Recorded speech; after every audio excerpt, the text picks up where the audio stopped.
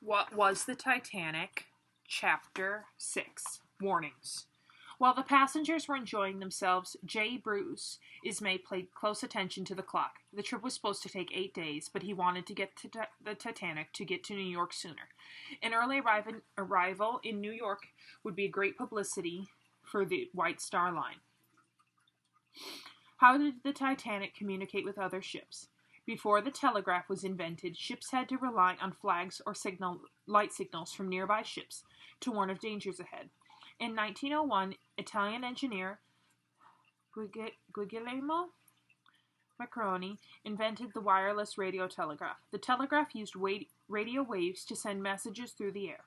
The Titanic's operators used Morse code, a system of dots and dashes, to communicate messages.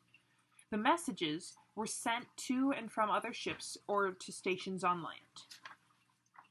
By Sunday night, April 14th, the Titanic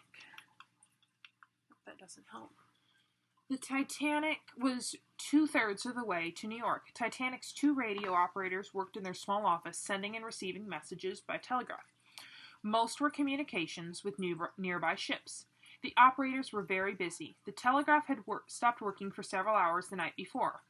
Because of this, they now had a bottleneck of messages to send. Many were personal ones from passengers to family and friends at home. However, the operator's main job was to learn about any possible dangers ahead. After 4 days of steady travel, the Titanic had entered an ice field. On April 14th, the radio operators received 7 ice warnings from nearby ships. One ice warning came mid-afternoon from the Baltic and warned of large icebergs about 250 miles away. The operators passed the message to Captain Smith. He decided to alter the course of the ship slightly and travel 10 miles farther south than usual. He believed that would be enough to change to avoid any serious ice. Were the captain and officers alarmed? It didn't seem so.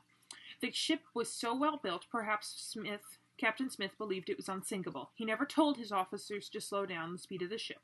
The Titanic was traveling full steam ahead. That night, the air temperature began to drop. Passengers felt the chill in the air. Wealthy ladies wrapped themselves in fur. Most people were content to stay indoors instead of walking the decks. There was no moon out and nothing to see but blackness. At 10:55 p.m., the radio operators received the last ice warning of the day. Later on, a nearby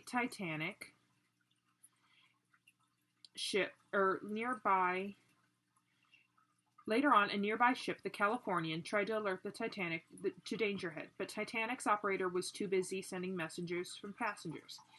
He dismissed the message and told Californian's radio operator to shut up. Icebergs. An iceberg is an enormous piece of ice that has broken off from a glacier or an ice sheet. Ocean currents and tides slowly carry an iceberg out to sea. The iceberg that hit the Titanic began forming on the west coast of Greenland about 15,000 years earlier. It was likely 400 feet long. Only about 10% of the iceberg's mass can be seen. The rest is under the water's surface. 45 minutes after the Californian's warning, Titanic's 2 lookouts were keeping watch during the cold, clear night. It had been quiet since they took their post at 10 p.m., but the calm was about to end. At 11:40 p.m., the lookouts spotted a large dark shape in the water. What could it be? An iceberg. Quickly, they rang the alarm bell and reported that the Titanic was headed straight for an iceberg.